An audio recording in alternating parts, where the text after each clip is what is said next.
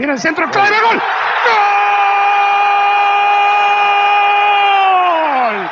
C'est dévastateur.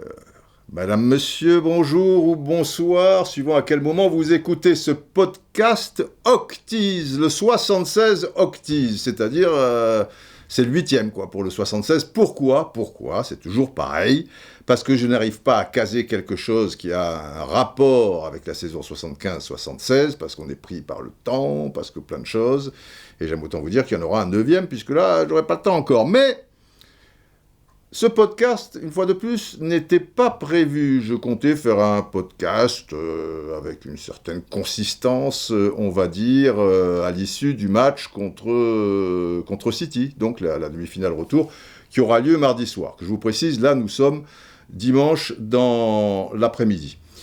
Et donc, évidemment, je ne sais pas si le PSG a réussi l'exploit ou pas, mais...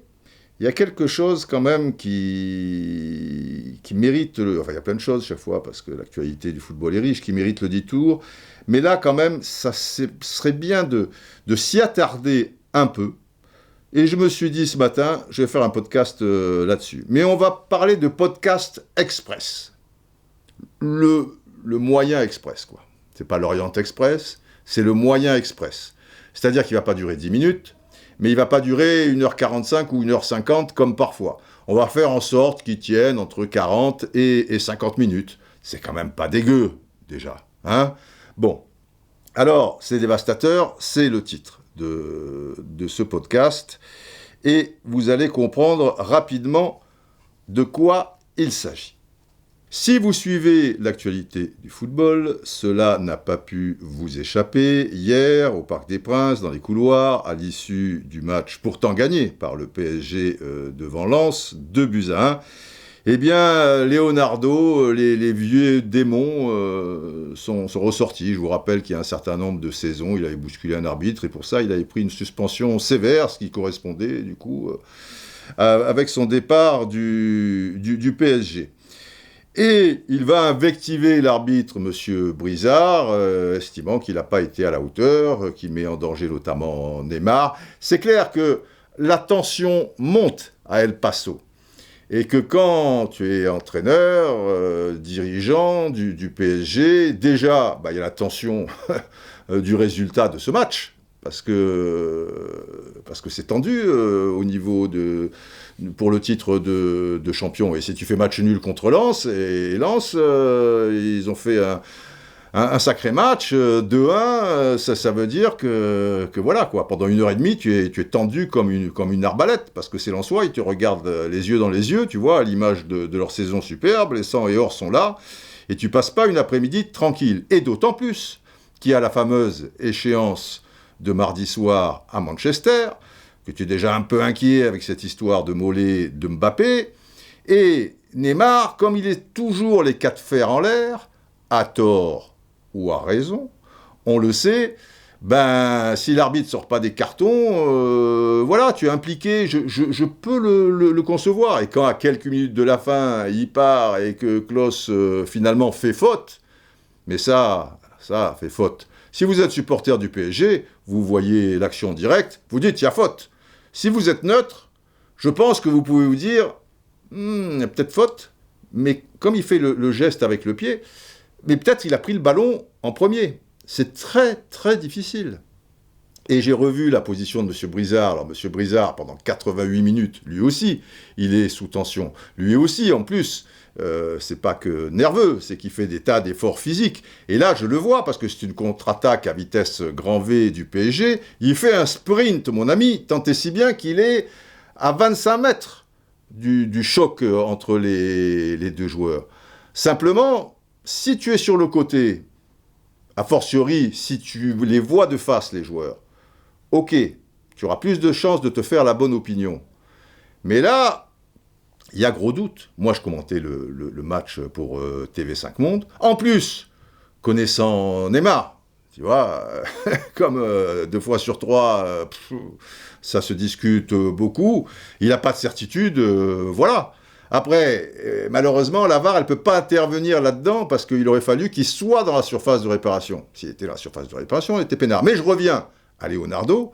il voit ça et il tremble par rapport au choc, parce qu'il se dit, mon Dieu, s'il s'était tordu la cheville, le genou sur le truc, on était dans de beaux draps, donc lui, il aurait voulu alors que c'était un match correct, hein. Moi j'ai trouvé les Lensois corrects, mais il aurait voulu quand même qu'il y ait 3 rouges côté Lensois, tu vois, et que ce soit une sorte de sparring partner idéal, tranquille, il n'y a pas de contact, il n'y a pas de machin, peinard.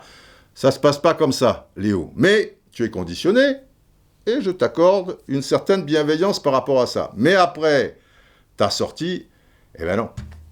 Eh ben non, pour moi, c'est pas possible. Donc, je me fends d'un petit tweet en expliquant, vous allez voir, il n'est pas très virulent, mais si vous êtes neutre, si vous êtes supporter du PSG, évidemment, la lucidité, ça va pas être votre fort et vous pouvez tomber dans les pommes. Donc je dis, mot pour mot, pas le bon moment pour se plaindre Leonardo, ni la manière. Qu'il ait tort ou raison sur le fond, j'attaque pas, machin, c'est vraiment mal s'y prendre pour faire, s'il l'estime, avancer les choses, et pire, puisque c'est 100% contre-productif. Si trop nerveux, qu'il ne descende pas.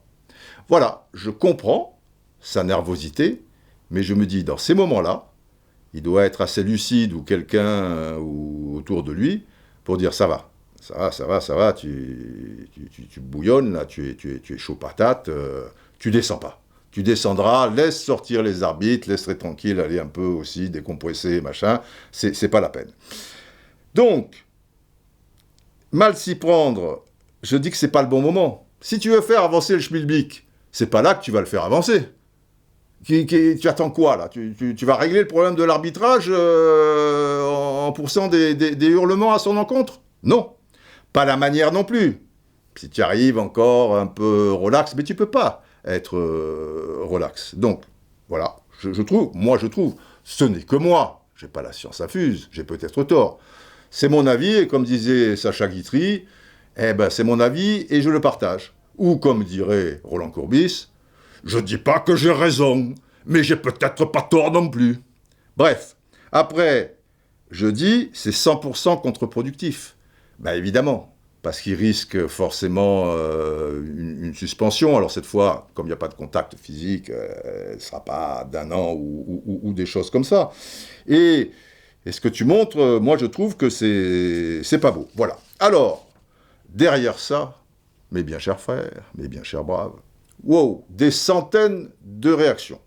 C'est vrai, beaucoup de gens du PSG. Mais pas que des gens du PSG.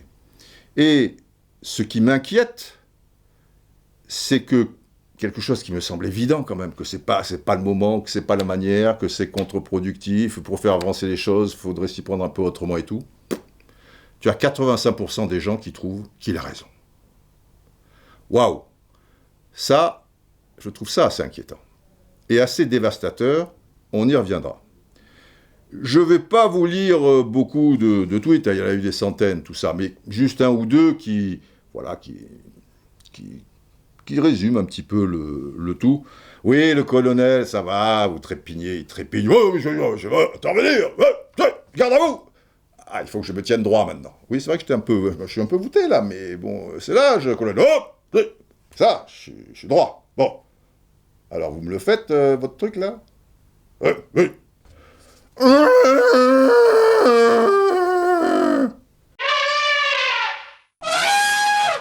Ah, quand le colonel Hattie barille, il barille. Saint-Germain, bien sûr. Bon, écoutons, je vais vous lire le tweet de monsieur PEF, PAIF, DAD, DAD, et le chiffre 1. Alors, il commence en me disant « Ça me déçoit de toi, le grand connaisseur de ballon rond. » Alors, en plus, tu déçois les gens. Oh, mon Dieu. Il n'est pas d'accord, donc il est déçu. Eh ben oui. Alors, évidemment, je lui répondrai « Les déceptions font partie de ce monde. Hein. On est déçus plein de fois. Qu'est-ce que tu veux, mon gars, truc et tout. » Mais gentiment, on aura une relation d'ailleurs assez gentille en discutant ensemble avec M. Peffad. Mais plus inquiétant, il me dit, alors toi, le grand connaisseur de ballon rond, il devrait se taire, Léo ? Point d'interrogation. Moi, je pense que oui, mais lui, non. Et derrière, il ajoute, pourtant, c'est le directeur sportif. Oui, c'est le directeur sportif, Leonardo. Il dit juste ce qu'il pense, d'accord ou pas avec lui. Qu'a-t-il fait de mal ? C'est pas son boulot de dire à l'arbitre quand quelque chose ne lui plaît pas? Alors donc, pour M. Peffad 1, et comme je vous dis des dizaines, pour pas dire des centaines d'autres, c'est le boulot du directeur sportif. C'est le boulot de Leonardo. C'est-à-dire que dans son contrat, il est stipulé, vous vous engagez à hurler dans les couloirs auprès des arbitres quand il y a quelque chose qui ne vous plaît pas. Voilà. Voilà, et c'est pas son boulot de dire à l'arbitre quand quelque chose ne lui plaît pas. Je ne savais pas que c'était le boulot du directeur sportif. Alors, ça peut être son boulot, ça peut être son quotidien, enfin pas son quotidien, mais de temps en temps discuter avec les arbitres et faire avancer les choses, voilà. Là on est d'accord, mais pourquoi vous y prenez comme si, vous pensez pas que ça et tout. Mais d'hurler dans les couloirs juste après un match, je pense pas, moi, que ça soit son boulot. Alors, après, Leonardo, il faut être précis, et j'aime bien être précis, il n'a jamais insulté M. Brizard. Je vous lis ce qu'il dit exactement. Si tout le monde parle avec vous, il y a une raison, point d'exclamation, parce qu'il le dit de manière virulente. Hein. Ce n'est pas possible que 20 personnes voient et vous non. Alors ça, c'est facile. C'est facile. Franchement, voir, parce qu'il parle quand même de l'action de Neymar sur la fin, je vous dis, si vous êtes supporter du PSG, vous serez toujours d'accord, vous avez vu. Maintenant, on va faire les choses différemment. Parce que combien de fois ça nous arrive, on croit voir à la télé, et puis après, il y a le ralenti, on dit « Ah bah ouais, finalement. » Si je te dis, moi, sur le coup, je suis avec 10 supporters du PSG, là, et ils gueulent « Putain, il y a faute, c'est un scandale !» Je dis « Ok, arrêtez le match, arrêtez le machin. » Vous êtes sûr? Évidemment qu'il y a faute. Très bien. Alors, on va faire la chose suivante. Comme vous êtes sûr, vous ne risquez rien. S'il n'y a pas faute, on vous coupe la phalange du petit doigt. Pas méchant. Ouais, enfin, bon, faute, ça va vite. Eh ben oui, le problème, c'est que toi, tu es tranquillement installé dans ton hamac, je veux dire ton canapé, ou en position de maître yogi, ou de fakir sur des clous, des braises, j'en sais rien. Et tu es là, tranquille, toi, tu fais pas un sprint de 40 mètres, tu t'es pas tapé 90 minutes de patati patata, tu as l'action qui est plutôt, en général, c'est avantageux parce que les caméras surplombent, etc. Et même là, moi, j'ai un doute. Mais toi, tu sais. Très bien. Mais c'est pas possible. On peut pas raisonner comme ça. Alors, je continue avec Leonardo. Hein. Donc, ce n'est pas possible que 20 personnes voient et vous non. Ouais, tout le monde voit, sauf les arbitres. C'est quand même étrange. Même votre comportement, point d'exclamation, parce que c'est chaud. À la fin, c'est toujours « moi je sais, moi je fais, mais vous ne faites pas ». Et à la fin, ça complique, le match pour rien, gna gna pour rien. Je vous fais un peu l'accent de Leonardo. Non, là, je fais un peu l'accent pied noir. J'ai du mal à trouver l'accent de Leonardo. Et ce n'est pas la première fois que ça se passe. Et à chaque fois, c'est vous, et chaque fois des points d'exclamation, parce que Je fais une petite parenthèse, parce qu'il dit à chaque fois, c'est vous, quel est le précédent diabolique avec M. Brizard. Et effectivement, M. Brizard, je sens que je vais éternuer, déjà un titre de champion d'entrée. Ah, ça c'est un beau titre, hein, avec plusieurs points d'avance et tout, quelle saison.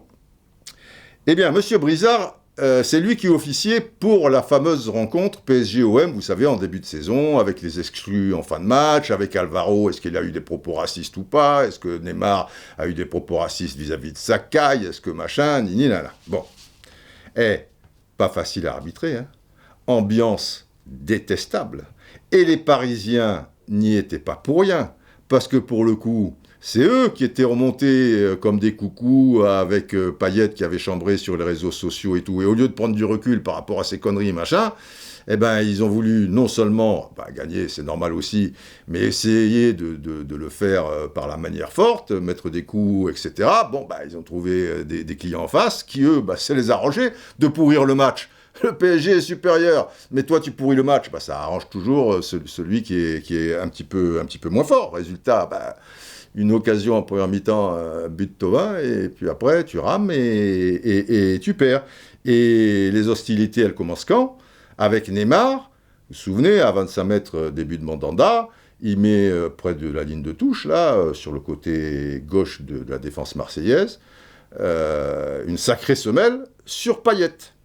Et c'est là que tout enclenche. Et derrière, Neymar, il est insupportable. Alors moi, et c'est des grosses fautes, ça, hein, c'est des grosses fautes, je demande à Leonardo, si je le croise un peu dans le futur, et qu'on parle de cette histoire-là, je vais lui dire, tiens, au fait, oui, Brizard, oui, c'est pas la première fois, machin, son comportement, ok, très bien. Le comportement de Neymar, là, contre l'OM, qui a tué le match, et qui est vraiment un comportement qu'il n'a pas à avoir, en tant que supérieur, directeur sportif, machin, j'aimerais savoir si tu lui as parlé de la même manière qu'à Brizard, donc après le match contre Lens, dans les vestiaires, dans la foulée, hein, pas le lendemain, pas le surlendemain. Tu vois, le mec, il n'a pas le temps de souffler. Et est-ce que tu lui as parlé de la même manière en le clouant au mur, comme tu cloues Brizard, en lui disant que son attitude sur le match était inadmissible et elle a contribué à faire perdre le PSG? Le problème, c'est que je ne veux pas te poser la question, puisque j'ai déjà la réponse. C'est que les méchants, c'est toujours les autres. Mais se regarder déjà et voir ses propres conneries, là, on est moins virulent, hein. Oh, Neymar, c'est un gentil garçon, il est... Oui, machin... Non, c'est un bon petit... Non, il a une très bonne mentalité, machin. Oui, c'est sans doute un bon petit gars, un bon petit. Mais il disjoncte aussi. Alors, tu lui parles comme ça, ou tu lui parles normalement, comme tu pourrais parler à M. Brizard, et dans un contexte pas juste à la fin du match, hein? Je te pose la question, je te la pose pas, je connais la réponse. Bref, continuons. Dans le registre des gens, déception, machin, alors... Ticris, mais très gentil, hein, @Ticris1, il me dit « Première fois depuis 10 ans que je suis en désaccord avec vous. » Ben, tout arrive, Ticris. Et c'est le piment du foot, on est d'accord, on n'est pas d'accord, on est moche. Mais très gentil, hein, Ticris, il n'y a pas de problème. Mais, je lui précise, quand même, et je sais que les autres followers, ils peuvent tomber aussi là-dessus, puisque mon premier tweet était peut-être pas assez clair, je dis la chose suivante. Bon, je réponds à Ticris, tout arrive, avec un petit smiley qui sourit, bah, c'est le petit piment de foot, de la vie aussi, mais vraiment, enfin pour moi, si vous cautionnez ce genre d'attitude, si vous cautionnez l'attitude de Leonardo, ça vous paraît normal sur l'arbitre. C'est la porte ouverte à tout. Et à une forme de violence aussi, qui s'invitera à l'occasion inéluctablement. Voilà ce que je réponds à Ticris. Je dis, là, il est dans son bon droit, c'est normal. Ok. La prochaine étape, c'est quoi? Mais pas, quand je dis ça, c'est une forme de violence qui s'invitera à l'occasion inéluctablement. Je ne parle pas de Leonardo spécialement, parce qu'ils sont tous comme ça.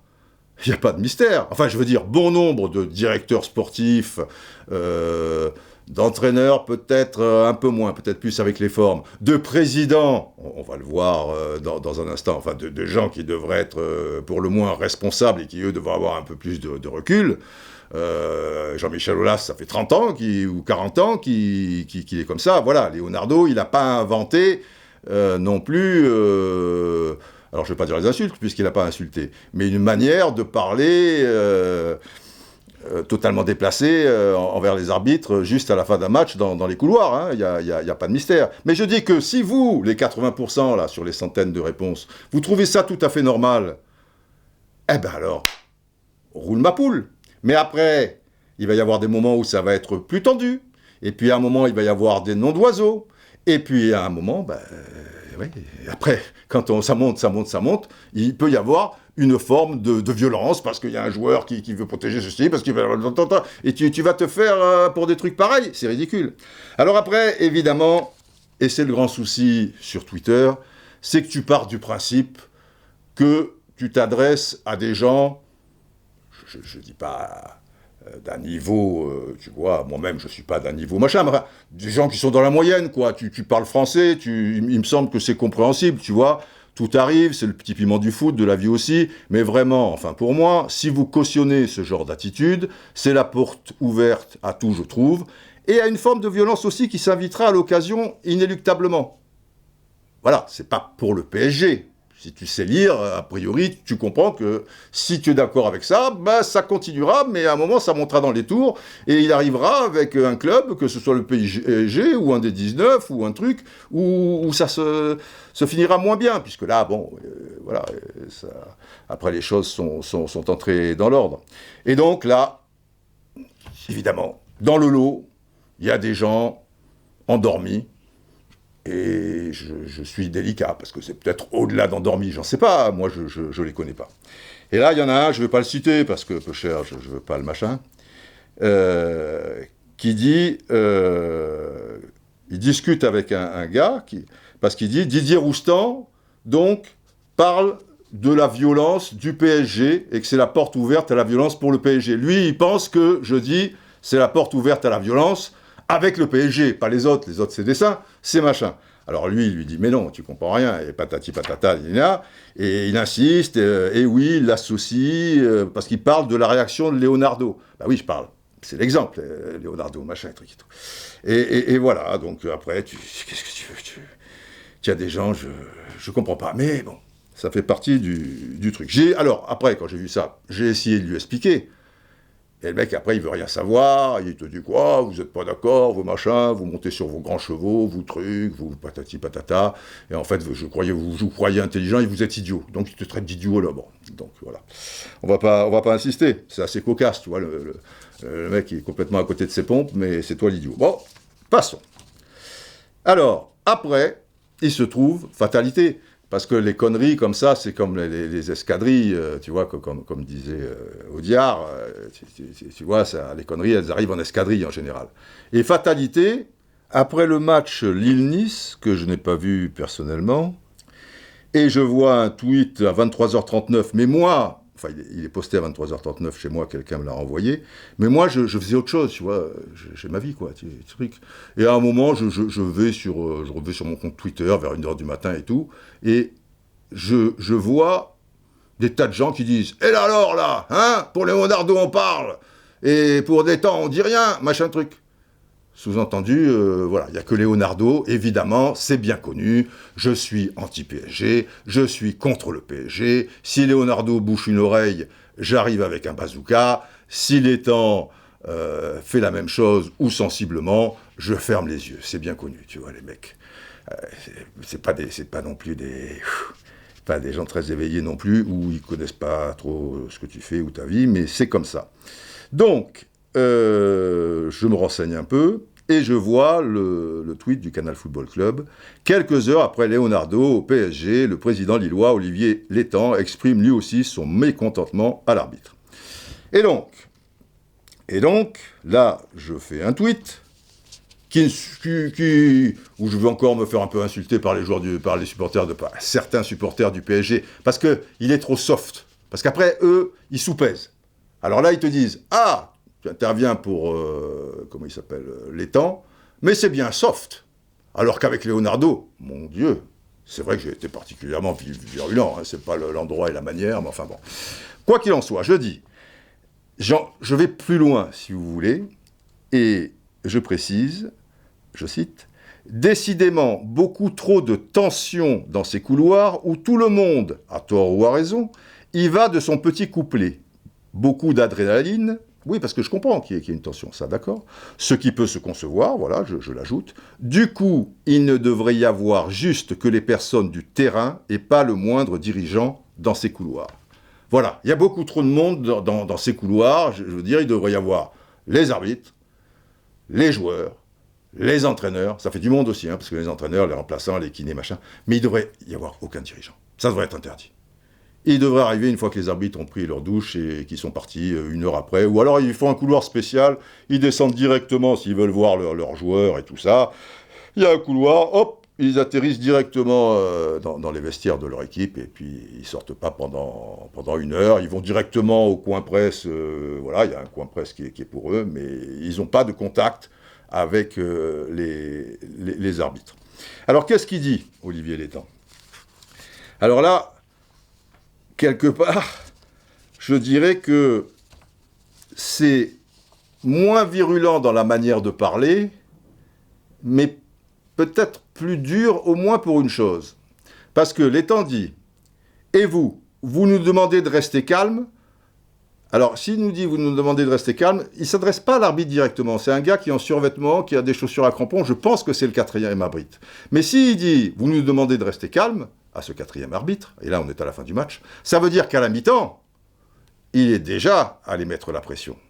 Surtout qu'il fait allusion à un événement qui s'est passé en première période. Donc déjà, tu as le président qui ne devrait être pas là à la fin du match, mais, j'ai connu ça avec des présidents, et Tapi était exceptionnel pour ça, tu vois, et après, comment tu veux que l'arbitre, ils soient dans des conditions normales en deuxième période. Et ils le savent aussi. Parce qu'ils sont vicieux, hein. Ils le savent. Et forcément, c'est pas sain. Et que ce problème, je vous parle de Tapi. Tapi, avant lui, il y en avait eu d'autres. Lui, il était quand même sur le podium, hein. Je veux dire, il n'y allait pas par quatre chemins. Mais, je me souviens une fois où il avait gueulé après un arbitre ou truc, et il lui avait dit, à la fin du match, si vous arbitrez comme ça le truc, à la fin du match, je vous laisse seul partir, au milieu des supporters, vous vous démerdez. Enfin, beaucoup d'intimidation, toujours avec Tapi. Hein. Ça va plus loin. Là, évidemment, ces gens-là, c'est une intimidation aussi. On va dire qu'elle est un peu plus tranquille. Mais ça reste une intimidation.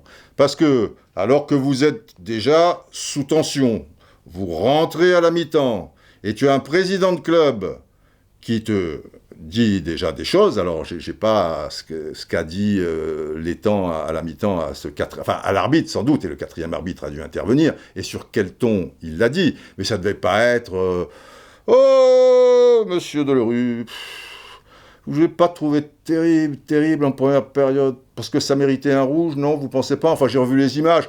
Mais bon, c'est vrai que vous avez une position qui est pas facile. Moi, perso, j'aurais mis... Non, c'est pas ça. Hein, c'est pas comme ça.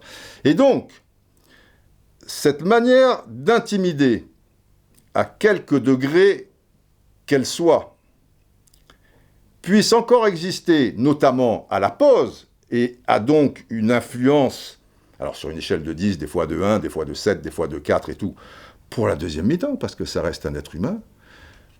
Tapi, je vous ai dit, c'est 93. S'il y a 28 ans, et ça existait déjà à l'époque, qu'on n'ait pas été foutu de régler ce problème et que tout dirigeant soit interdit de couloirs, de vestiaires, de choses comme ça à la mi-temps, ou alors qu'on fasse un passage secret, tu vois, une sorte d'escalier, il descend directement d'un endroit de la tribune ou d'un peu plus bas au vestiaire, et il n'a pas le droit de sortir dans le couloir, qu'on n'ait pas réglé ça en 28 ans, déjà, pour moi, ce n'est pas sérieux, et je vais même plus loin, c'est une honte.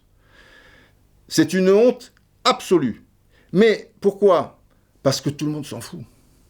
Et que les arbitres, ils n'ont pas beaucoup de poids, finalement.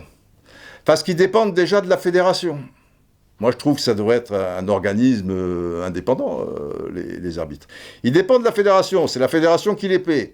Donc tu les vois demain dire ras-le-bol, on fait grève, et puis après on discute, et on repart sur une nouvelle base, sinon c'est pas la peine, tu vois. Ils ont un syndicat, les arbitres, ils en ont un, qu'est-ce qu'ils veulent qu'ils foutent? Ils dépendent de la fédération, et l'un des vice-présidents de la fédération, qui croise tout le temps, ou des choses comme ça, c'est Jean-Michel Aulas. Mais comment tu veux t'en sortir? Et tout ça, je regrette, c'est pas sain, et c'est pas suffisamment dit, c'est pas suffisamment dénoncé, donc, dans 50 ans, on y est encore, à ce rythme-là. Alors, je continue les temps. Alors il commence. Et vous nous demandez de rester calme? On peut pas rester calme. Là, il y a quand même un petit point d'exclamation, parce qu'il ne le dit pas cool. Ah, alors, il y a Sylvain Armand aussi. Autant Leonardo était seul, là ils sont deux. Il y a le président, et puis il est quoi Armand? Coordinateur sportif, hein, je crois. Je sais pas ce que ça veut dire, mais en tout cas, quelque part, c'est un peu dirigeant, quoi. Il a rien à faire là, quoi. Il n'est pas entraîneur, il est pas joueur. Alors Armand, il dit la chose suivante. Et, monsieur l'arbitre, enfin, derrière, c'est moins soft. Vous vous foutez de la gueule du monde? Mais sans déconner. Qu'un directeur sportif, à la fin du match, dise à un arbitre, même si c'est le quatrième, même s'il dit « Monsieur l'arbitre, vous vous foutez de la gueule du monde », si t'es pas impitoyable derrière ça, et que tu lui mets pas 5 matchs pour commencer, moi j'en mettrais 10, tu vois, mais bon, allez, on va dire que je suis dur, 5 matchs interdits de trucs, le mec, tu vas lui en mettre 2, tu vas lui en mettre 3, c'est pour ça qu'il faut lui en mettre 10, tu vois. À un moment, tu crois qu'il fait des cadeaux, lui?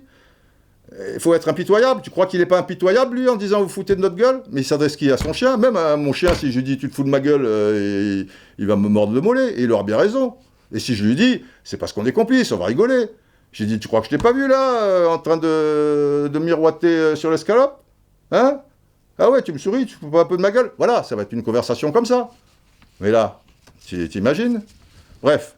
Et alors là, les temps, Et là aussi, c'est pour ça que je dis, le ton est peut-être un peu moins haut que Leonardo, mais les mots sont durs. Parce qu'il dit, non, non, c'est une escroquerie ce qui se passe. Alors moi, les mots ont leur importance. Si on dit c'est une escroquerie, ça veut dire que l'arbitre est un escroc. Ah, s'il y a une escroquerie, qui fait l'escroquerie en l'occurrence? C'est pas ma cousine ou le jardinier du Stade Rennais. C'est l'arbitre. Donc, si l'arbitre fait une escroquerie, c'est un escroc. Ça revient au même. D'ailleurs, combien d'arbitres ont dû se faire traiter d'escrocs, tu vois, ou des trucs. Et là, pareil, je mets 10 matchs. Surtout que lui, déjà dans la saison, je pense qu'il a été suspendu. Récidiviste, allez, 20 matchs. Je te mets les 3 matchs qui restent là, et tous les matchs allés du truc. Tu vas réfléchir. Après, t'en fais pas que tu lui fais ça. Et à un moment, t'en fais pas. Il va plus descendre. Mais il faut régler ce problème, parce que les mecs ne sont pas dans leur état normal. Et là encore, je peux le concevoir. C'est humain. Ils sont concernés par tout ce truc. Tu vois, ça résonne en 0-0. Les chiffres, si on est cinquième, si on est ceci, si machin, c'est normal, cette tension. Donc, mets les conditions pour que cette tension, eh ben, qu'il aille la régler ailleurs, tu vois. Mais pas en ayant accès à l'arbitre. Alors, après escroquerie, ce qui se passe, on vous le dit, c'est pas sérieux, bah oui, toi t'es sérieux, les mecs ils sont pas sérieux, machin. Alors il y a Galtier qui passe, parce que Galtier il a pris un jaune sur le coup, qui était sans doute injustifié et tout. Vous vous rendez compte que c'est moi qui prends un carton jaune? Enfin bon, après il passe son chemin. Armand, alors, on peut pas discuter. Ben moi, Sylvain, un mec qui me dit Eh, monsieur le journaliste, vous vous foutez de la gueule du monde », ah, on va pas discuter, hein. C'est pas, non, si je sors de 90 minutes, tu vois, je pas d'un commentaire, et encore un commentaire, c'est moins éprouvant qu'arbitrer un match de foot, bien évidemment. J'ai pas 22 casse-couilles qui, toutes les 3 secondes, vont faire du cinéma, vont venir pleurer, patati patata, quoi. Tu vois, on va dire, je fais un commentaire de 90 minutes, et j'ai 15 mecs là qui me cassent les bonbons, qui touchent le micro, qui touchent le fil, qui me disent dans l'oreille non, tu t'es trompé de joueur, qui me disent machin, truc. Tu vois, donc je sors de 90 minutes, là je suis un peu tendu. Et toi, tu vas me dire, on va dire, tu es un mec, voilà, tu es même pas de ma corporation, tu es même pas de truc. Et toi, tu arrives et tu vas me dire, monsieur le journaliste, vous vous foutez de la gueule du monde? Et après, tu vas me dire, on peut pas discuter. Eh mon gars, à un moment, il faut que tu redescendes sur Terre, quoi. Je sais pas, les mecs sont dans un autre monde. Pourquoi ils sont dans un autre monde? Parce que c'est autorisé, tout ça. Depuis la nuit des temps, ces trucs. Donc pour eux, tu vois, c'est de la merde, là, les trucs. Et ça les agace. On peut pas discuter, en plus, avec de la merde. Eh ben oui, avec des escrocs. Ah, si on peut pas discuter avec des escrocs, alors c'est terrible. Bref. L'arbitre dit, m'agressez pas. Et Armand dit, m'agressez pas, on fait comment? Alors là, je sais pas comment l'interpréter. M'agressez pas, on fait comment? Point d'interrogation. Ça veut dire quoi? Je sais pas. J'avoue que si vous avez une idée. M'agressez pas, on fait comment? Alors ça laisse entendre, on fait comment? On vous agresse pas? Ou ça laisse entendre, mais si on vous agresse pas, on sera jamais content? Je sais pas. Bon, aucune importance. Alors, après, les arbitres, il y a des choses à revoir. Il y a beaucoup d'efforts à faire, à mon avis, dans l'attitude. Alors, c'est pas facile d'avoir le sourire, d'être gracieux comme l'était Robert Wurtz à une époque, mais c'était un comédien né, tu vois, il avait ça dans la peau, il est dédramatisé. Il faut que ces gens-là, après avoir pris des cours d'arbitre et avoir une formation d'arbitrage et avoir suivi le cursus, et l'expérience aidant, parce que s'ils sont en Ligue 1, ils sont commencés par des divisions inférieures, etc. et tout, il faut, peut-être ça existe, je sais pas, mais il faut qu'ils travaillent avec des spécialistes par rapport à toujours dans une tempête, tu vois, donner l'impression, même si à l'intérieur ça boue, d'être relax, mais sans pour autant que ça paraisse suffisant. Eh oui, parce que si tu es là et qu'il y a un sourire niais, un peu de benet, et tu dis comme ça, ils vont croire que je suis relax, mais au contraire, ils vont dire, mais ils se foutent de notre gueule, en plus, on est furieux et il rigole, tu vois. Donc il y a tout un jeu, et même de comédie, de rôle physique aussi. Peut-être il faudrait travailler par rapport à ça. Il faudrait aussi pouvoir communiquer. Les arbitres ne peuvent pas communiquer. Alors ils peuvent en prendre plein la gueule, machin truc, mais les consignes de la DTA, c'est-à-dire Direction Technique Arbitrage, eh bien, c'est vous ne parlez pas. Alors après les matchs, je peux comprendre, parce qu'en plus, ça sera toujours à se justifier, à ce machin, un truc. Mais essayons toujours d'avancer et de trouver des solutions. Je pense que les arbitres, il devrait y avoir une émission produite indépendante, dans l'intérêt du football, qui est ni pro-arbitre, ni pro-ceci, machin, qui ne cherche pas le buzz, l'arbitre qui s'effondre, le mec qui s'engueule sur le plateau avec l'arbitre et le président et le machin, mais pour faire avancer les choses, peut-être, ça serait assez pédagogique, et tu revois quelques actions, et alors peut-être, tu ne le fais pas en direct, même tu vas voir l'arbitre, et tu dis voilà, là, est-ce que vous pouvez m'expliquer? Et que l'arbitre aussi reconnaisse. Il dit, ben là, ouais, machin, nini, nala. Et qu'on se mette un peu dans sa peau et qu'on comprenne que c'est pas facile, quoi. Et qu'on n'a pas forcément les arbitres les pires. Je vois, il y a des choses aussi dans les autres pays, trucs. Mais si on veut avoir les meilleurs ou se rapprocher des meilleurs, peut-être c'est une idée. Mais, il y a un souci majeur. Et alors là, je suis tombé de la chaise. Et je vous demande d'être très attentif parce que c'est très très grave et ça explique certaines choses. Alors peut-être certains d'entre vous me diront « Oh là là, mais on le sait depuis longtemps ». Ben moi, perso, je ne le savais pas et j'en ai discuté avec d'autres confrères ou d'autres gens et ils ne le savaient pas non plus. Alors il est possible que vous ne le sachiez pas non plus. C'est pour ça que je demande une sirène.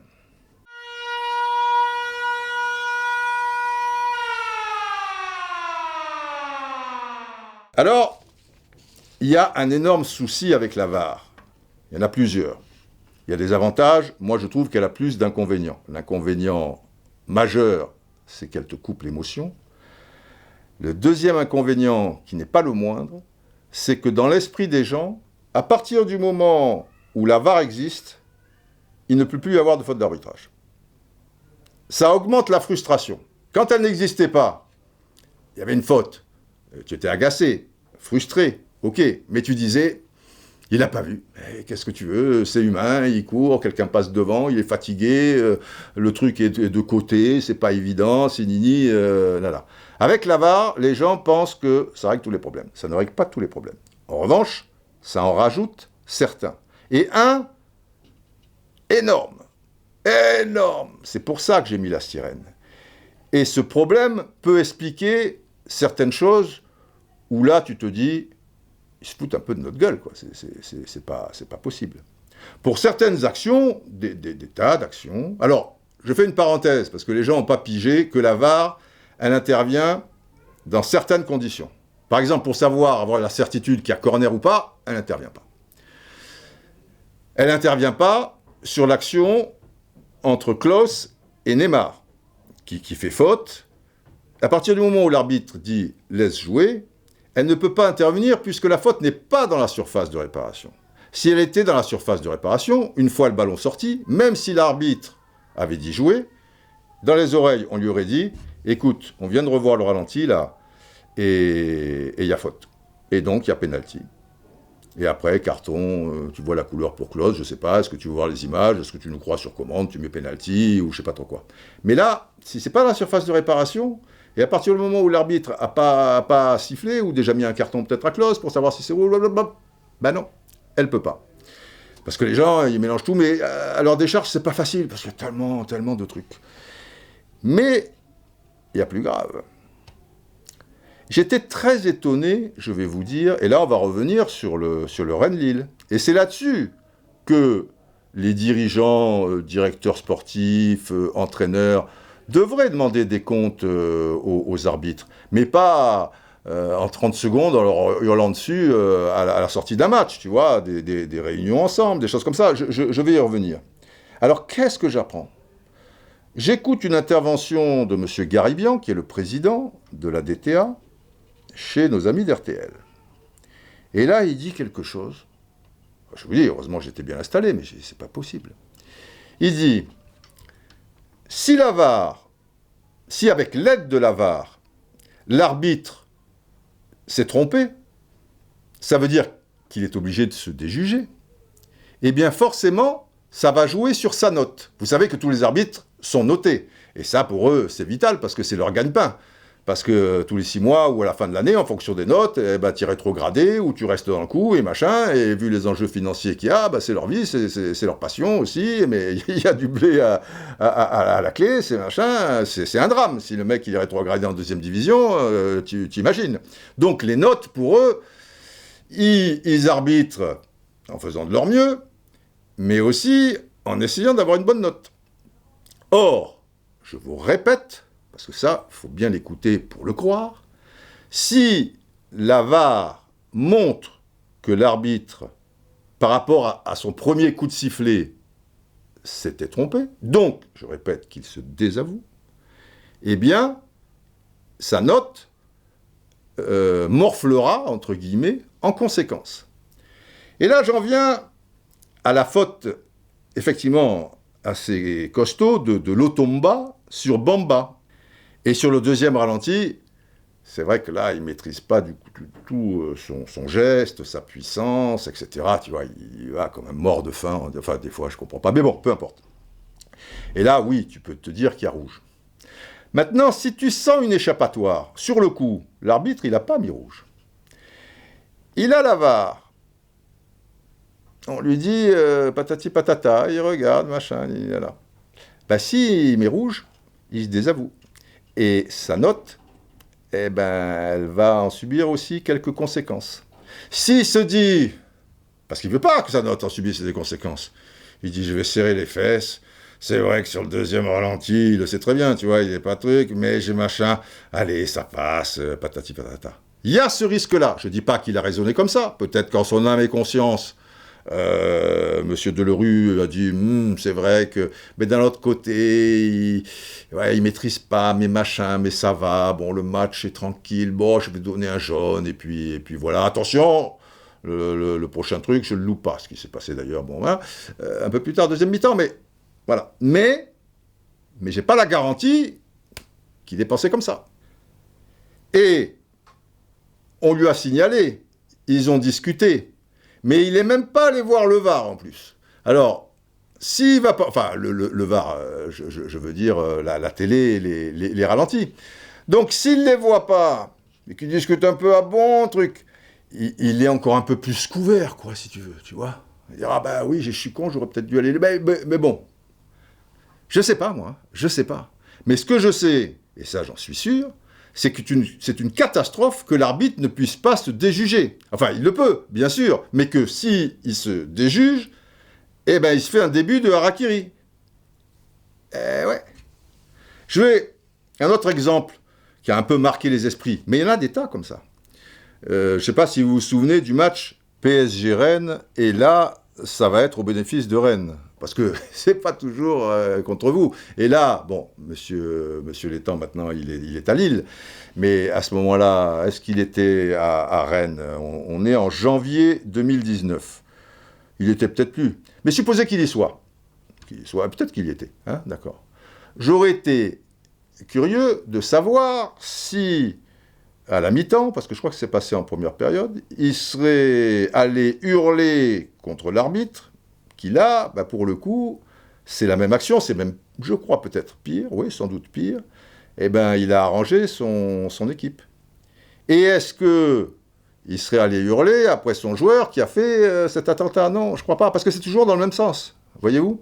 Alors, je reviens à l'action en question, c'est Nyang, attaquant, hein, avant-centre de Rennes, qui arrive, mon ami, lancé comme un obus avec la semelle, et il massacre Kerrer.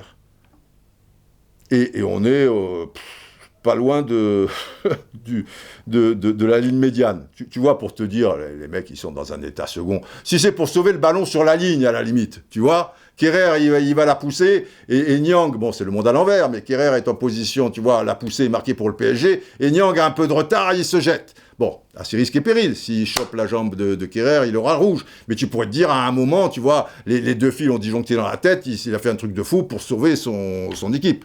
Mais là, tu es au bord, pas loin de la touche, et de la ligne médiane, le mec, il te fait... Bon, quoi qu'il en soit, le truc, c'était un attentat.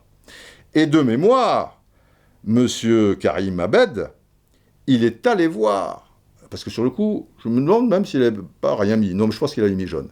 Mais de mémoire, il est allé voir, et il n'a pas mis rouge à Nyang. Tu le crois? Et là, avec cette règle, ben des gros doutes. Parce que s'il met un rouge, c'est grâce à la VAR. Et ça veut dire qu'il s'est trompé, parce que lui, il avait donné que jaune. Non. Ce que je vous dis là, mais c'est une bombe.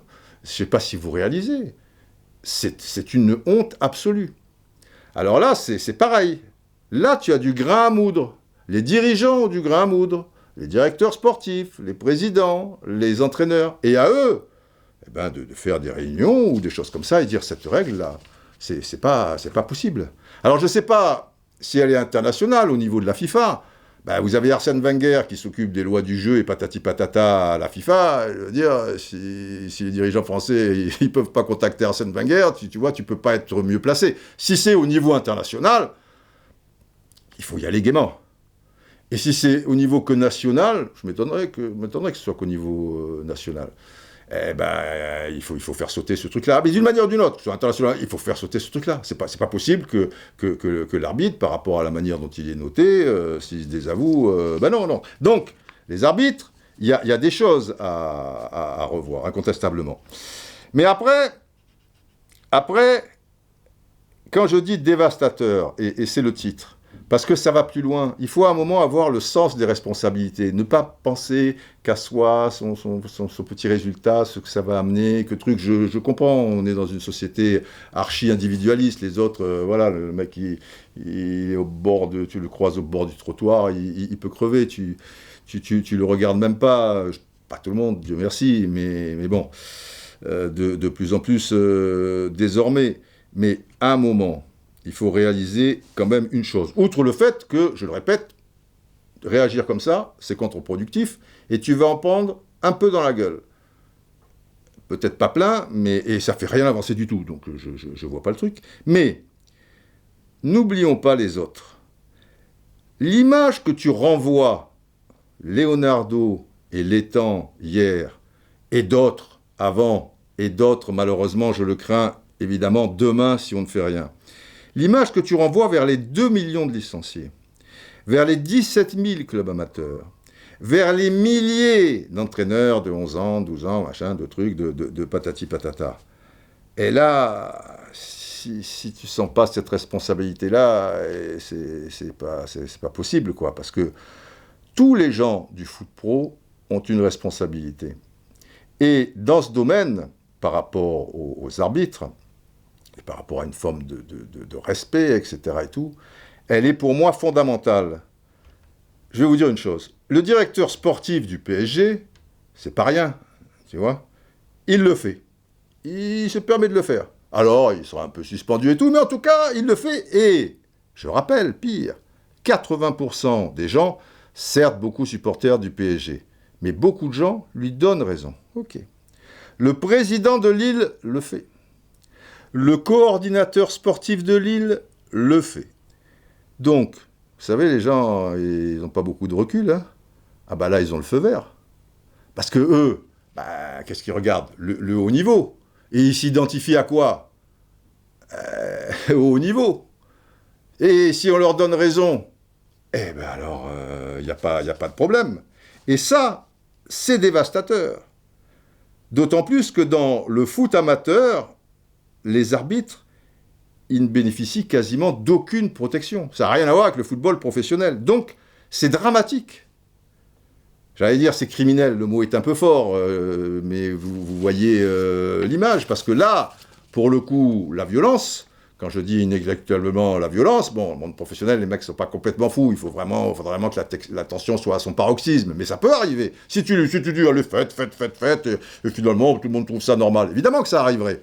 Mais dans le football amateur, elle va vite arriver, la violence, tu vois. Alors, ça, c'est un gros problème. Mais c'est pas leur problème. Eux, tu vois, ça passe crème, ça machin. On en parle 1 ou 2 jours, voilà, c'est dans l'actualité, ça sera balayé par une autre actualité, ça reviendra dans l'actualité quand tu verras que Leonardo, il a X match, que les temps, deuxième fois de la saison, les temps, un truc, il a X match et que, à supposer qu'ils aient X, hein, peut-être qu'ils ont Y ou peut-être qu'ils ont rien du tout. Pour moi, vraiment, c'est vraiment pas un comportement digne. Et pour les raisons que je viens de vous donner, c'est pas très généreux, quoi. C'est limite inconscient, tu vois. Alors, certains me disent, oh, Leonardo, tu parles, c'est calculé, tu vois, il sait qu'il y a les caméras, il est malin, il est trucs... Parfois, oui, parce qu'il est souvent, tu vois, dans un jeu à 3 bandes, Leonardo. C'est vrai. Mais là, je crois pas. Je pense que c'est quelqu'un d'assez fragile émotionnellement. Et je me souviens, quand il était joueur, et c'était un super joueur, quand il était arrière-gauche surtout. Après, il est passé milieu de terrain, en sélection, Milan AC, tout ça et tout. Mais quand il était arrière-gauche en sélection, c'était un super... Mais à la base, c'était un super joueur, Leonardo. Et je me souviens, Coupe du Monde 94 aux États-Unis, que je commentais avec Eric Cantona. À San Francisco, on avait commenté le match Brésil-États-Unis. Et Leonardo, je crois que c'est Tab Ramos de mémoire, qui, alors que Leonardo repart en contre-attaque, parce que c'était un arrière-gauche, mon ami, tu vois, avec la technique qu'il a, et le coffre, tout ça et tout, il était toujours devant, avec son pied gauche, tout ça et tout. Et c'est vrai que Tab Ramos, si c'est lui, mais je pense que c'est lui, il est pénible, il le retient par le bras, tout ça, c'est énervant, mais enfin bon, ça arrive de temps à autre, il y a un arbitre, il y a un machin. Et lui, il a une très mauvaise réaction, et c'est là où je vous dis qu'il est épidermique, quoi, tu vois, il ne sait pas toujours se contrôler, tu vois, comme dirigeant on le voit, mais comme joueur aussi, et il lui met un pétard de coups de coude dans la tronche. Donc l'autre s'écroule, mais je peux vous dire qu'il ne fait pas du cinéma. Et Leonardo, là c'était peut-être 8e de finale, je pense. Quart, demi et finale, et victoire, il ne la fait pas. Il se prend, je sais pas, 4-5 matchs ou un truc comme ça, donc il ne risque pas de les faire. Donc je pense qu'il est comme ça, et que pour certaines choses, il calcule, mais quand il est dans l'émotion comme ça, il perd vite le fil. Alors, il faut toujours, vous savez, dans les podcasts Roux Foot et d'une manière générale dans mes interventions télé ou à travers certaines choses, il faut toujours positiver, essayer de faire avancer les choses, parce que là, je les ai surtout dénoncés, mais c'est important de les dénoncer aussi, mettre le doigt dessus, sinon, qu'est-ce qu'on peut faire? Parce que, c'est vrai aussi, que cet arbitrage, il doit évoluer, il doit évoluer dans l'attitude. Ça, je l'ai évoqué tout à l'heure. Il doit évoluer par rapport à des règles à la con. Je viens de faire un tunnel là-dessus avec cette histoire où ils ne peuvent pas se déjuger. Ils peuvent, mais bon, vous l'avez compris. Mais après, je vous ai parlé d'une émission un petit peu pédagogique et tout. Mais je pense que il faudrait vraiment qu'il y ait un contact dirigeants, parce que les joueurs, ils s'entraînent, les joueurs, ils n'ont pas beaucoup de temps. Alors, les dirigeants, ils n'ont pas beaucoup de temps aussi, mais tu vois, une fois par mois, il faudrait qu'il y ait 7 personnes de l'arbitrage, mais là, il faudrait des éperviers. Parce que le problème, c'est que s'ils sont des demeurés aussi, tu peux pas... Et ça doit se trouver, des éperviers. Alors, ça peut se trouver aussi avec des gens qui ne sont pas arbitres. Tu peux trouver des anciens footballeurs, mais qui ont la fibre un peu arbitrale, et qui peuvent comprendre la position des arbitres, tu vois, ça leur fera un boulot et tout, tu vois, ils sont 7 pour l'élite, et puis après ils peuvent être 7 pour la deuxième division, etc. Et on va dire que chacun a la responsabilité de 3 clubs.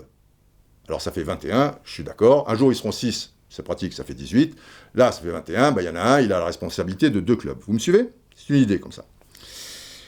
Et donc, ils vont faire une réunion mensuelle. Alors moi, j'ai 3 clubs. Allez, on va dire, j'ai Montpellier, j'ai Lille et Saint-Étienne. Voilà, Montpellier, Lille et Saint-Étienne. Ça, ce sont mes interlocuteurs. Et moi, je suis l'interlocuteur de l'arbitrage avec ces 3 clubs. Et avec ces 3 clubs, je vais voir comment leurs joueurs se comportent, les problèmes qu'il y a eu dans les 4 matchs en question, puisque c'est sur un mois, tu vois. Et après, je fais la réunion, je me déplace. Je vais à Saint-Étienne, 4 jours après, je vais à Montpellier, 4 jours après, voilà, très bien. Et là, j'ai le président, j'ai l'entraîneur, et qui est la courroie de transmission quand même avec les joueurs, et le directeur sportif. Parce que le directeur sportif, on a vu que là, il est 2 fois dans le coup pour 3 joueurs. Et alors, dans les solutions que je donne, attention, c'est celle aussi, vous n'êtes pas dans les couloirs tant que l'arbitre n'est pas parti, et surtout pas à la mi-temps. Et ça se fait, c'est juste le vouloir, tu vois. C'est toujours pareil, je vous dis, si je veux aller jouer au golf avec la reine d'Angleterre et qu'elle ait un tutu rose et son chien, là, qui rampe un peu, je sais plus comment ça s'appelle, c'est pas un je-peux-pise, mais machin, ça va pas être facile à faire. Je sais que ça va pas être facile à faire. Mais ça, sans déconner, tu veux le faire, tu le fais en 15 jours. Le passage secret des escaliers, bah, tu le feras pour la saison d'après. Voilà, il faudra travailler quelques maçons. Bref. Et donc, là, en tant que... Moi, je suis l'un des 7, là. L'un des 7 mercenaires, tu vois. Je leur explique, voilà, là, il y a eu ce problème-là, il y a ce problème-là, il y a ce problème-là. Toi, tu expliques. Moi, j'ai ce problème-là, machin, quoi. Et toi, club, tu as updaté tes vidéos. Et tu dis, voilà, il y a une autre personne, allez, on va faire travailler 14 personnes, tu vois, qui note les choses. C'est-à-dire, c'est pas la peine de les filmer non plus, parce qu'après on s'en sort plus, mais qui note. Voilà, les revendications, il y a eu ci, il y a eu ça. Tu récupéreras la vidéo que t'as montré le club sur certaines actions, pourquoi ci, pourquoi ça, parce que tu leur amèneras des réponses. Le mec, si tu veux, après, ben, par mail, il va s'adresser au chef de l'arbitrage, à ceux qui ont arbitré les trucs. Qu'est-ce que tu peux répondre à ça? Il y a un échange, tu vois, il y a quelque chose. Et si tu veux faire avancer le schmilblick, que tu sois arbitre ou que tu sois club, eh ben, tu peux le faire. Tu ne fais pas avancer le schmilblick en hurlant après les gens dans le couloir de vestiaire, après un match. Et je pense que ça amènerait quelque chose, parce que le représentant de l'arbitre, il a aussi des vidéos et un montage, et il te montre. Et il va te montrer, vous voyez là, votre joueur, il hurle, il se retourne 10 000 fois, on dirait qu'il faut l'opérer sur place. Mais le problème, c'est qu'il gambade 1 minute après. Il va falloir leur expliquer qu'il faut arrêter de faire du cinéma et se relever tout de suite. Ça nous simplifierait la vie. Vous voyez là, hop, je fais un petit montage. Il y a une décision arbitrale. Elle ne vous convient pas. Et le problème, vous voyez, comptez. 1, 2, 3, 4, 5, 6. Il y a 6 de vos joueurs là qui entourent l'arbitre et qui vocifèrent. Comment vous voulez qu'ils s'en sortent? Regardez, il y en a un, il est à 30 cm de lui face... Tu comprends? C'est professionnel ça. Et à un moment, parce que les mecs ne sont pas cons en face, et quand tu es reposé, tu vois, tu n'es pas dans la tension d'un match, eh ben, des gens comme Leonardo, comme Létang, ce sont des gens intelligents, et ils peuvent comprendre ce discours. Et après, eh ben, faire le nécessaire, et dire à leurs gars, via leur entraîneur, qui participe aussi à ces réunions, et l'entraîneur, il dit, vous voyez, je ne peux pas dire tout de suite, il y a le 4e arbitre, mais là, il y a... Voilà. Ce ne sont pas des mauvais bougs, il n'y a pas les gentils et les méchants, il n'y a pas les professionnels et les amateurs, il n'y a pas les gens éveillés et les abrutis, ou inversement. Ouais, c'est quand même la famille. Alors si on veut faire avancer les choses, il faut mettre des choses en place pour être efficace. Et ça, je pense, je ne dis pas que ça sera la panacée et qu'il n'y aura plus d'erreurs d'arbitrage après et qu'il n'y aura plus de tension ou des choses comme ça, mais ça me paraît quelque chose d'intéressant, où le milieu arbitral, football professionnel, LFP, tout ça, devrait un peu gratter. C'est assez facile à mettre en place. Quand il n'y a pas de pression et que les gens disent... Après, il faut mettre des éperviers, j'ai dit dans les 7. Parce que si dans les 7, c'est des mecs qui sont raides comme des hiboux, qui savent pas... bon, les mecs sont pas cons, mais des fois, tu vois, tu peux avoir des mecs butés ou des trucs, tu vois. Il faut que... Voilà, c'est tranquille. Et puis après, on se boit un bon petit verre et 3 tranches de saucisson, 2 olives, et on dit, on va y arriver, on va machin. Et après, tu vois, il faut avancer. Et il faut aussi que les propres dirigeants voient, réalisent, ils le savent, mais on leur met pas assez le doigt dessus, tu vois, à tête reposée. Regardez cette image-là, regardez cette image-là. Il y a quelqu'un qui me dit, et fort justement, que je retrouve ça, voilà, @ Louis Grenat. Louis Grenat, et en fait son nom c'est Mélenchon-Pierre, il me précise. Il serait intéressant de passer à la loupe les chutes de Neymar entre simulation, il saute, se roule à terre, pleurniche, et les vraies fautes. Eh ben, bien du plaisir sans vidéo pour les arbitres. Et oui, il faut voir aussi des deux côtés. Franchement, pour arbitrer Neymar, c'est extrêmement compliqué. Et c'est aux dirigeants parisiens d'expliquer aussi à Neymar, et tout Neymar qu'il est, écoute, on t'effleure, bah écoute mon gars, tu restes debout, ou au moins bah, tu tombes, mais n'en rajoute pas chaque fois, ça fait monter la tension, etc. Alors après on dit, oh là là, on protège pas Neymar. Mais les vraies fautes sur Neymar, franchement, dans ce match contre Lens, je n'ai jamais vu, hormis peut-être une intervention de Fortes au bord de la touche en première mi-temps, mais l'intégrité physique de Neymar menacée. C'était un match, voilà, viril, mais correct. Et encore, quand je dis viril, ça va.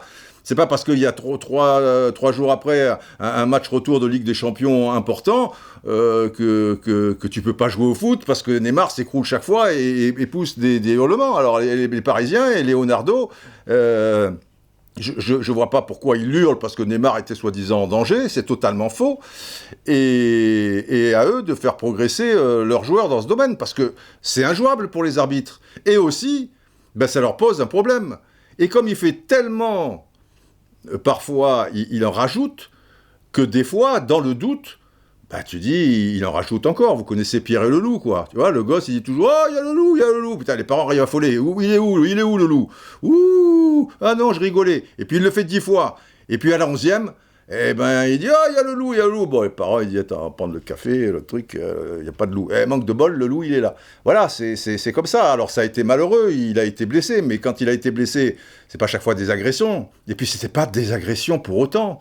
Je me souviens, la première, c'est un truc malheureux. Sarr, le Marseillais, le touche pas. Et Neymar, il arrive et il se tord le truc. Quand c'est, je sais plus, la dernière, la deuxième, ok, c'était un Strasbourgeois, il donne un coup, un deuxième coup, pas des agressions, mais au deuxième coup, tu dois siffler, et au troisième coup, malheureusement. Simplement lui, au lieu de la donner. Mais d'accord, il faut protéger les artistes. Mais aussi, il faut que les artistes, ils jouent normalement. Hein, et lui...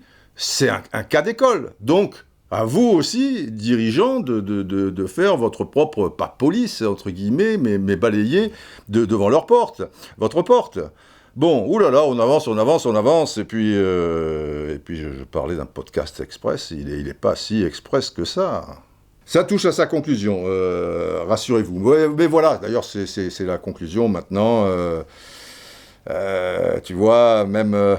les déclarations d'après-match dans la foulée de Marcelo, tu vois, sur Stéphanie Frappart, le climat n'était pas super, alors elle a pu commettre des erreurs, mais c'est pas le moment, tu vois, Garcia, habilement, parce qu'il a fait un peu des progrès par rapport à ça, parce que souvent, évidemment, c'était la faute de l'arbitre, rarement la sienne, il y a mis un peu les formes, mais il a été aussi impitoyable. À tort ou à raison, c'est pas le problème, c'est pas le moment. Enfin, au moins, il a pas hurlé, je pense, sur l'arbitre. Mais peut-être, bon, le fait que ce soit une femme, peut-être qu'elle n'a pas pris plein la gueule dans les couloirs, parce que dans les couloirs de Lyon, il y en a des arbitres qui ont pris plein la gueule. Enfin, voilà, je pense qu'il faut avancer. J'ai lancé quelques pistes, vous me direz ce que vous en pensez. Maintenant, pour conclure aussi sur cette histoire de Garibian, où je tombe de la chaise parce que je ne savais pas ça. Mais comme je vous l'ai dit, il se peut que beaucoup d'entre vous le savez, ben au moins ça servira peut-être à quelques-uns qui n'étaient pas au courant. Les exemples que j'ai choisis, ils sont liés un petit peu à l'actualité, puisqu'il y a cette histoire effectivement du Niçois sur Bamba, et qui me rappelle donc le René Nyang sur Kerrer. Mais là, je pense que, même s'il ne se désavoue pas, en se disant comme ça, peut-être ça passe, je ne perds pas trop de points. C'est tellement gros que, comme il est noté, et sa note va morfler un peu. C'est peut-être des exemples un peu trop gros. Peut-être il y aurait des exemples où c'est moins flagrant, mais il sait dans sa tête que s'il se déjuge, quoi qu'il arrive, il perd quelques points, et hop, l'air de rien, mais ils ne les jugent pas. Vous voyez le côté pervers de ce règlement. Bon, général, quand je parle de conclusion, vous n'êtes jamais loin. Oh oui, général, vous avez mis votre tenue militaire, votre chapeau, votre machin, un truc à 2 étoiles. Oui, j'aime bien quand même, truc. Me mettre à la hauteur du podcast, Didier, et donc, oui, j'ai ma tenue de général. Vous me dites pas comme le colonel Lati, ça va, je suis un peu outé. Non, je comprends. Mais c'est un podcast express, c'est intéressant les podcasts express. Ça va vite, on reste sur sa fin, mais on apprend des choses. En général, il faut conclure, sinon ça sera plus un podcast express. Oui. Longue vie aux braves! Voilà, longue vie à vous, prenez bien soin de vous, et en particulier ceux qui en ont le plus besoin, de la passion, mais de la raison, un peu de nuance, on avance, et maintenant on croise les doigts pour Paris. Même si au moment où vous écoutez ce podcast, peut-être ça se termine en eau de boudin. Mais peut-être qu'il y a le miracle des loups, mettez-moi un loup pour le miracle des loups!